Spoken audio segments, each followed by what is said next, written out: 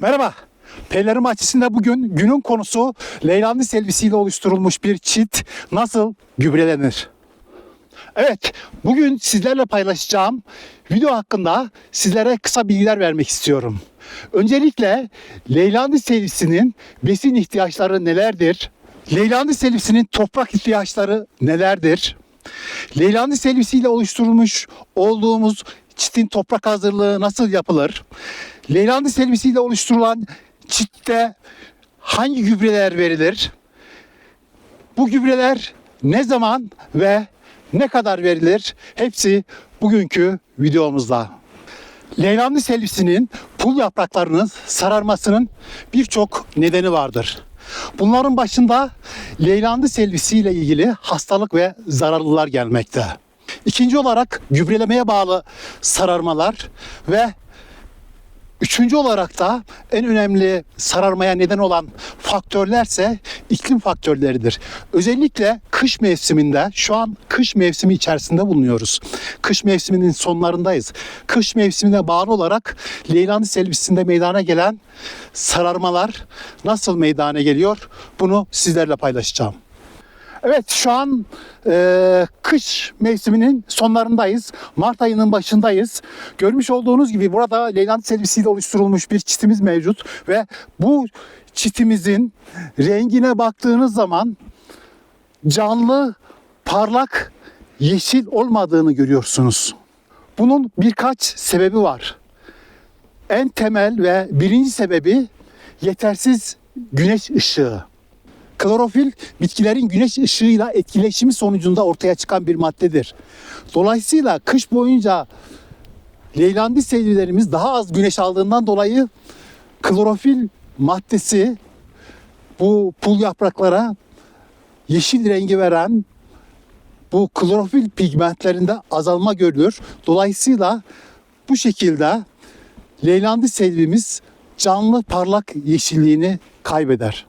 Kış mevsiminde Leylandis selvisinin bu pul yapraklarının sararmasına neden olan diğer bir etken ise soğuk rüzgarlardır. Özellikle kış mevsimi boyunca esen lodos ve poyraz gibi, karayel gibi rüzgarlar bu pul yapraklarının üzerinde görmüş olduğunuz gibi bu pul yapraklar üzerinde renk değişimine sebep olurlar.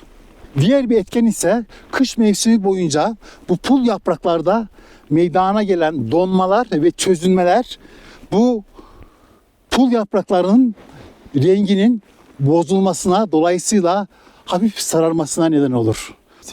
Bunlar ilkbaharın gelmesiyle birlikte, güneş ışığıyla birlikte, klorofil maddesinin etkinleşmesiyle birlikte yok olacaktır.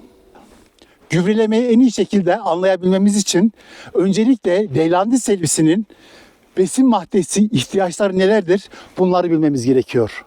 Bitkilerin ihtiyaç duyduğu 17 temel besin maddesi vardır.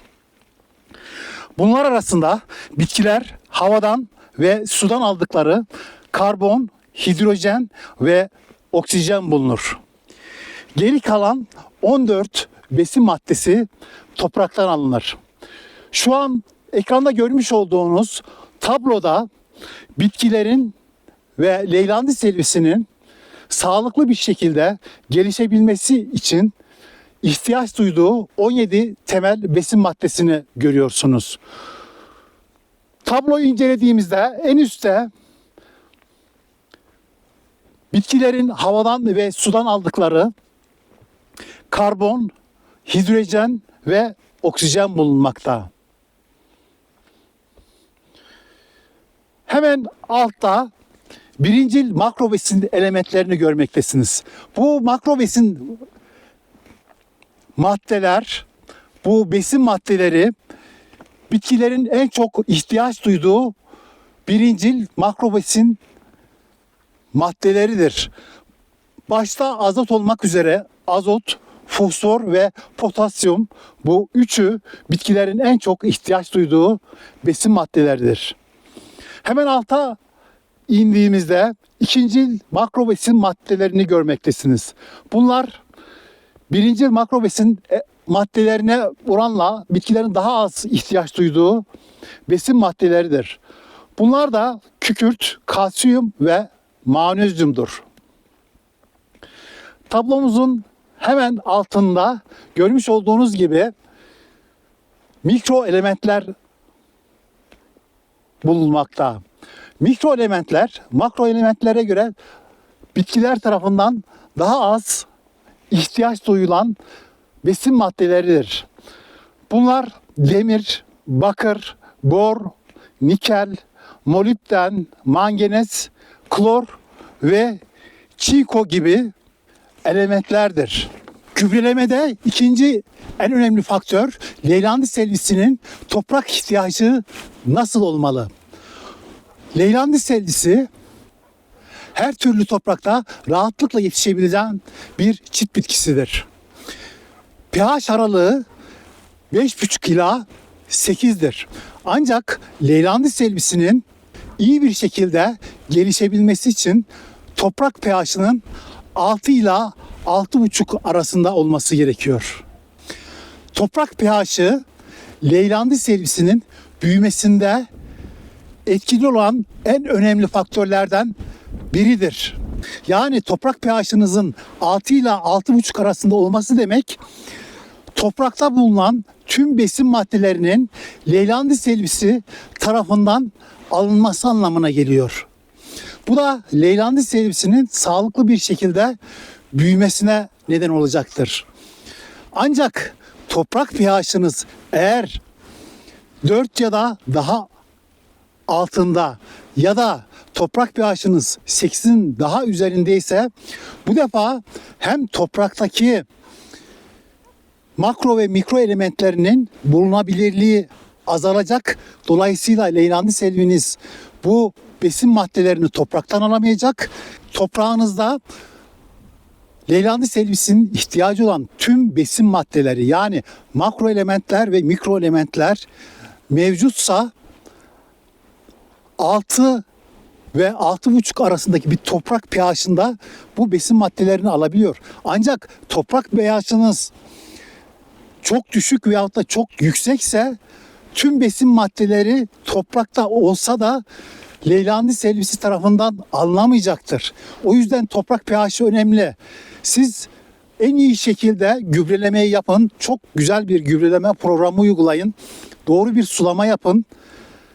Ancak toprak pH'ınız uygun aralıkta değilse Leylandii selvisi topraktaki besin maddelerini alamayacak. O yüzden toprak pH'i en önemli faktördür gübrelemede. Peki toprak pH'i nedir? Bu konuda size kısa bilgiler vermek istiyorum. Ekranda görmüş olduğunuz tablo pH değerlerini içerir. pH değerleri 0'dan 14'e kadar bölünmüştür. Toprak pH'ının 7 olması toprağınızın nötr olduğu anlamına gelir. Eğer toprağınız 7'den daha düşükse, 0'a yaklaştıkça daha fazla asidik, toprak pH'ınız 7'den 14'e doğru yukarı çıktıkça daha alkali olacaktır. Peki toprak pH'ını istediğimiz seviyeye nasıl getiriyoruz? Yani bizim istediğimiz Leylandii selvisinde toprak pH'ının 6 ile 6,5 arasında olması. Bunu sağlamanın yolu şu şekilde. Eğer toprak pH'ınız çok yüksekse bu toprak pH'ınızı düşürmek için asidik gübreler kullanabilirsiniz. Amonyum sülfat %21 azot içeren amonyum sülfat gübresi kullanarak pH değerini aşağı çekebilirsiniz. Yani 8'in üzerinde bir toprağınız varsa, alkali bir toprağınız varsa amonyum sülfat gübresi %21 azot içeren amonyum sülfat gübresi uygulayarak pH değerini 7 nötr noktasına doğru çekebilirsiniz. Ya da toprak pH'ınız çok düşükse 4 civarıysa toprak pH'ını 6-6,5 aralığına Leylandii selvisinin istediği pH aralığına getirmek için yine aynı şekilde tarımsal kireç uygulayarak toprak pH'ını yükseltebilirsiniz. Toprak pH'ını düşürmek için kükürt de oldukça fazla kullanılan bir yöntemdir. Toprak pH'ını 6-6,5 arasında tutmanız o yüzden çok önemli. Leylani selvisiyle çit oluşturmada toprak hazırlığı çok önemli. Tüm iklim bölgelerinde doğru dikim zamanı ilkbahardır. O yüzden sonbaharda toprak hazırlığını yapıp ilkbaharda dikim yapmak en doğru olandır. Şu an ekranda görmüş olduğunuz Perilerin Bahçesi'nin peyzaj projesi. 2013 yılında çizmiş olduğum bir proje. Bu projede kenar kısımlardaki leylandileri görüyorsunuz. Bunlar 80 santimetre aralıklarla dikilmiş leylandiler. Alan hesabı yaparken, dikim öncesinde toprak hazırlığı yaparken 3 metre genişliğinde ve leylandi servisini dikeceğiniz uzunluk kadar bir alan hesaplamanız gerekiyor. Yani görmüş olduğunuz kısımdaki leylandi serileri 30 metre uzunluğunda ve 3 metre genişliğinde. Dolayısıyla burada 90 metrekarelik bir alanı gübreleme yapmanız gerekiyor. Gübrelemeye geçmeden önce toprak hazırlığında ve leylandi servisini gübrelemeye geçmeden önce mutlaka toprak tahlili yaptırmanız gerekiyor. Bu toprak tahlili sonuçlarına göre eksik olan maddeleri eklememiz gerekiyor. Bugün sizlerle paylaştığım videoda toprak tahlili yapılmadığı varsayılarak ortalama pH değerleri bilindiği varsayılarak değerler veriyorum. Toprak hazırlığında öncelikle toprağımıza ekleyeceğimiz leonardit gibi hayvan gübresi gibi maddeler eklememiz gerekiyor. Leonardit'i metrekareye 200 gram olarak, hayvan gübresini metrekareye 5 kilogram olarak vermemiz uygun olacaktır. Hayvan gübresi hem besin maddeleri hem de organik madde açısından son derece önemlidir. Ayrıca mikrobiyal aktiviteyi de toprak içerisinde artıracağı için bu da oldukça önemli bir husustur. Toprağımıza leonardit gibi, yanmış hayvan gübresi gibi maddeleri verdikten sonra ayrıca gübre ilave etmemiz gerekiyor. Şu an ekranda görmüş olduğunuz gibi 3 metrekareye 15-15-15 kompoze gübreden 60 gram, 20-20-20 kompoze gübreden 45 gram, DAP olarak bilinen 18-46 gübreden 20 gram, potasyum sülfat 18 gram metrekareye olacak şekilde bu gübreler verilip toprak mutlaka işlenmelidir. Eğer toprak pH'ınız yüksekse demir ve çinko mutlaka verilmelidir. Toprak pH'ını ayarlamak için eğer toprak pH'ınız düşükse metrekareye 10 gram tarımsal kireç, eğer toprak pH'ınız yüksekse toprak pH'ını düşürmek için metrekareye 30 gram kükürt verilmelidir. Vermiş olduğunuz tarımsal kükürt ya da kireç mutlaka toprağa karıştırılmalıdır. Leylandi servisinin dikim gübrelemesi nasıl yapılmalı? Leylandi servisinin dikim çukurunu hazırlarken dikim çukuru içerisine kesinlikle granül gübreler eklemiyoruz. Yani sadece ekleyeceğimiz gübre isteğe bağlı olarak yavaş salınımlı gübre ekleyebilirsiniz. Bunun haricinde hiçbir şekilde gübre eklemiyoruz. Çünkü bu vereceğimiz gübreler bitki kök bölgesinde yanmalara neden olacak. Dolayısıyla bitkimizin büyümesini, gelişimini engelleyecektir. O yüzden kesinlikle normal gübrelerden vermiyoruz. Sadece verebileceğimiz gübre yavaş salınımlı gübrelerdir. Yavaş salınımlı gübrelerde şöyle bir olay var. Normal granül gübrelere göre yavaş salınımlı gübrelerin maliyeti maalesef biraz yüksek. Granül gübrelerin yaklaşık 20 ila 25 katı daha fazla ücret ödeyip bu yavaş salınımlı gübreleri temin edebilirsiniz. Onun haricinde dikim çukuruna leonardit gibi, yanmış hayvan gübresi gibi, torf gibi dikim çukurunun toprak organik maddesini artıracak malzemeler ekleyebilirsiniz. Bunun dışında kesinlikle dikim çukuruna herhangi bir gübre veyahut da farklı bir malzeme eklemiyoruz. Şimdi de leylandi selvisiyle oluşturmuş olduğunuz mevcut bir çitinize hangi gübreler ne zaman ve ne kadar verilmeli? Öncelikle Leylandis selvisiyle oluşturmuş olduğunuz bir çite kesinlikle verilmesi gereken gübreler hangileridir? Bunlardan birincisi azot, ikincisi magnezyum, üçüncüsü fosfor, dördüncüsü potasyum ve beşinci olarak da demir. Mutlaka toprak pH'ınıza göre vermeniz gereken elementler ya da besin maddeleridir. Leylandis selvisine yeşil rengi veren renk pigmentleri klorofil renk pigmentidir. Dolayısıyla klorofil çok önemli bir maddedir. Klorofilin bileşenine baktığımız zaman azot ve magnezyum bulunmakta. Dolayısıyla bizim canlı, parlak bir yeşil Leylandis selvisiyle oluşturulmuş bir çit elde edebilmemiz, bunu yıl boyunca muhafaza edebilmemiz için mutlaka magnezyum ve azot en değerli besin maddeleridir. O yüzden bunları mutlaka her yıl vermemiz gereken besin maddeleridir. Öncelikle azotla başlamak istiyorum. Örnek olarak şu an ekranda görmüş olduğunuz gibi 150-200 santimetre boyunda bir Leylandis selvisiyle oluşturulmuş çite verilecek azot miktarları ne kadardır? Birinci yıl, ikinci yıl, üçüncü yıl, dördüncü yıl ve beşinci yıl. Tabloya baktığınız zaman birinci yıldan beşinci yıla kadar verilecek gübre miktarları, yıllık ve aylık miktarlarını görmektesiniz.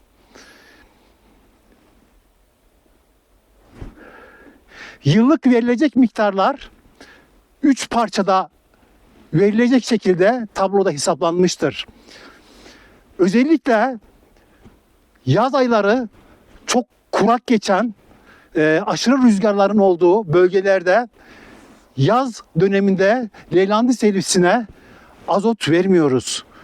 Bu azotlu gübreleri ilkbahar döneminde veriyoruz.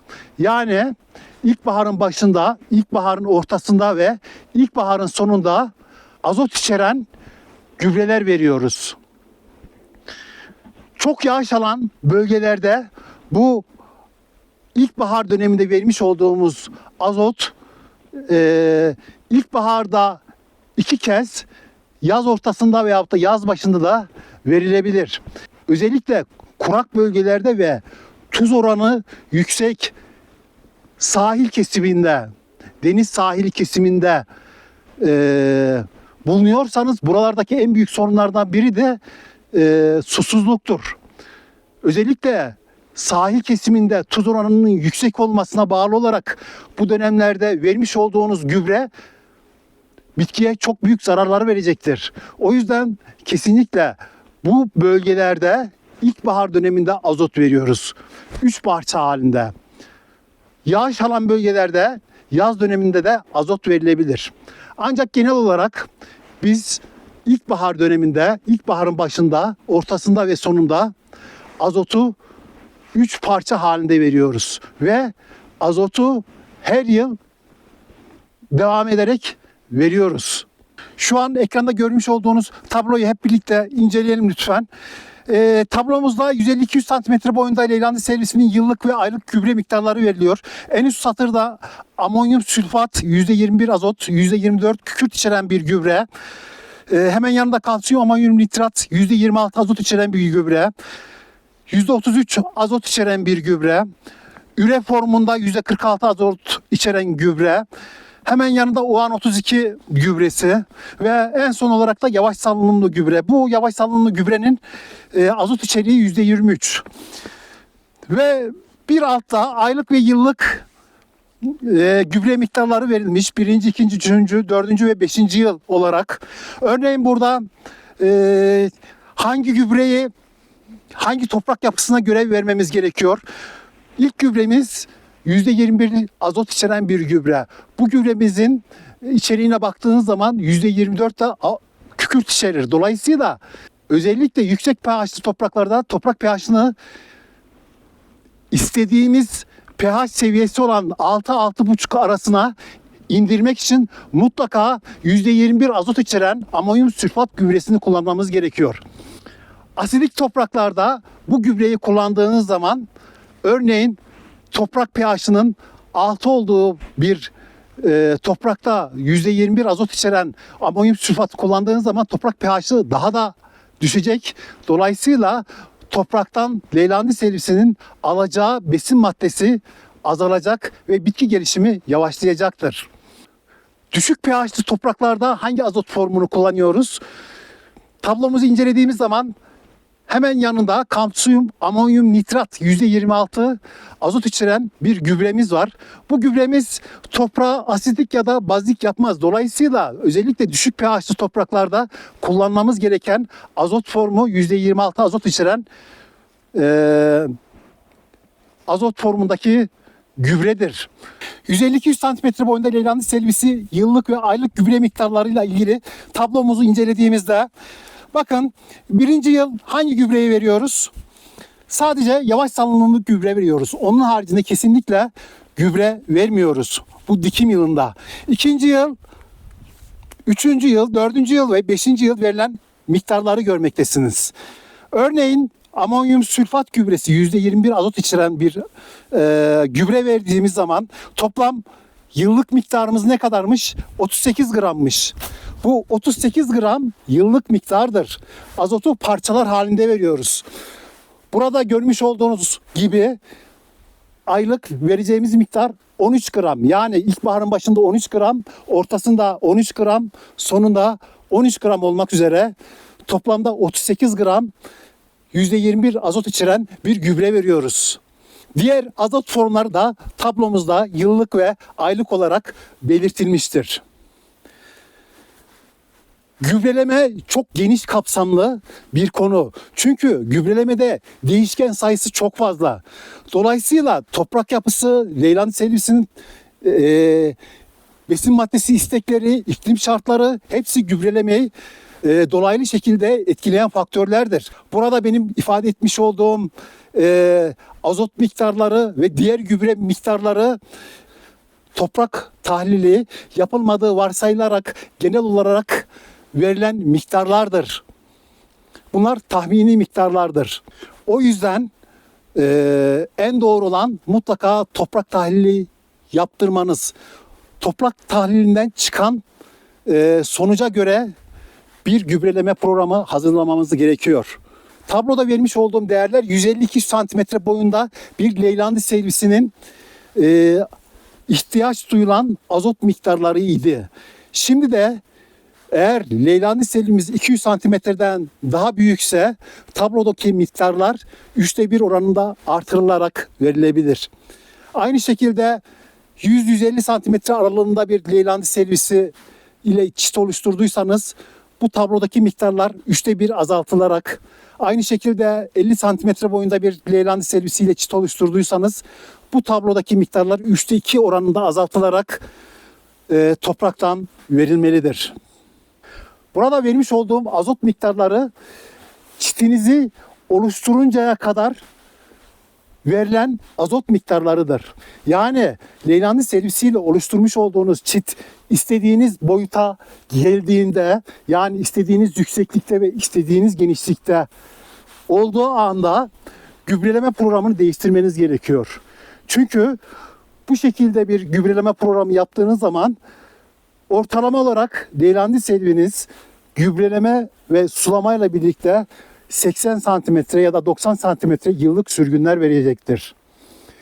Biz Leylandii selvisini istediğimiz boyuta ulaştırdığımız andan itibaren Leylandii selvisiyle oluşturduğumuz çitin 90 santimetre sürgün vermesini istemeyiz. Leylandii selvisiyle oluşturacağımız çit istediğimiz boyuta geldikten sonra, örneğin biz yıllık 5. yılda 114 gram %21 azot içeren bir gübre veriyor idik.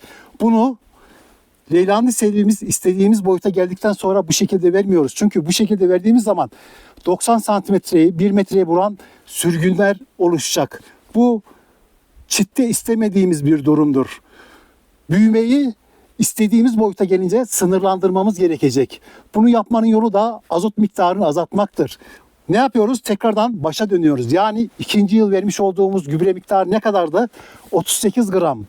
bu 38 gramlık gübreyi bir defada ya da iki defada ilkbaharın başı veyahut da ortaları gibi vererek yıllık sürgünleri bundan sonraki süreçte gözlemleyeceğiz.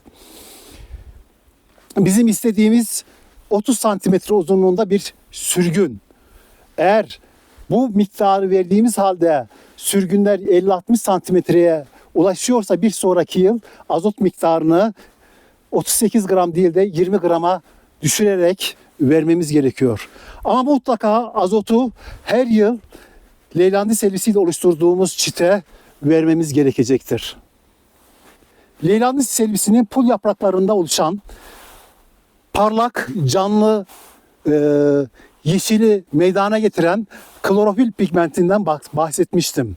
Klorofil maddesinin bileşenleri azot ve magnezyum olduğunu söyledim.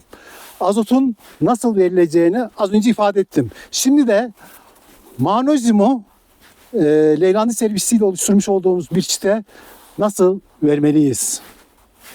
Burada önemli olan yine toprak pH'ınız. Eğer özellikle toprak pH'ınız çok düşükse toprak pH'ının düşük olduğu bölgelerde magnezyum daha az mevcut olduğundan daha az alınacaktır. Özellikle düşük pH'li topraklarda mutlaka magnezyum ilave etmeniz gerekiyor. Magnezyumu hem topraktan hem de yapraktan vermeniz gerekiyor.